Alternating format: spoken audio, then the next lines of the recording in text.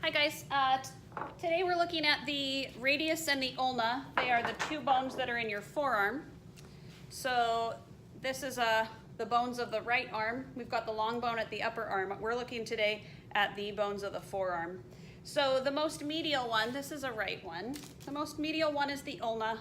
The lateral one is the radius. And when we turn our hand over, when we pronate, the radius will rotate over the top of the ulna. This one doesn't quite move like a real arm would. So the ulna is this one. It has kind of a hook at the end of it. Some students have called it like an ice cream scoop, or I've been saying this year it helps us remember that it's the ulna because it has its own first initial in it. But this is the ulna. And those two portions of it actually hook into the elbow. This is the left one. So the things to remember about the ulna are, we have two processes.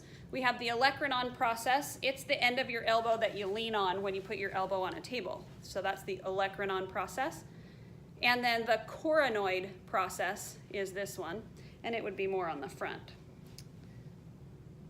Okay. Then at the distal end, we have the head of the ulna. It's this rounded, flat surface, and attached to the head of the ulna is that bump. It's the styloid process, and it would be like right here, where what would make it uncomfortable for me to wear a bracelet or a watch, too tight right at the joint line.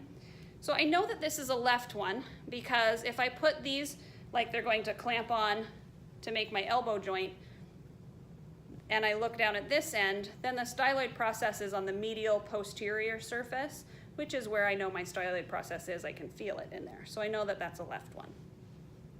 Okay, that's the ulna. The radius, it would go like this,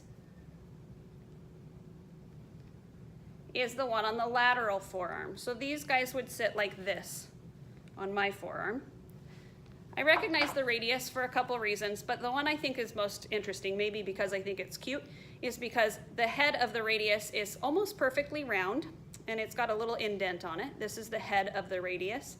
Of course, right below our head is our neck, and right below the radius's head is its neck. So this would be the neck of the left radius. And then at the distal end, if I lay it like this is how it would lay.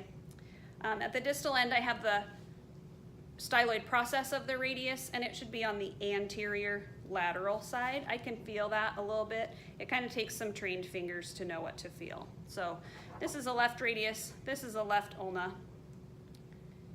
and those are the bones of the forearm.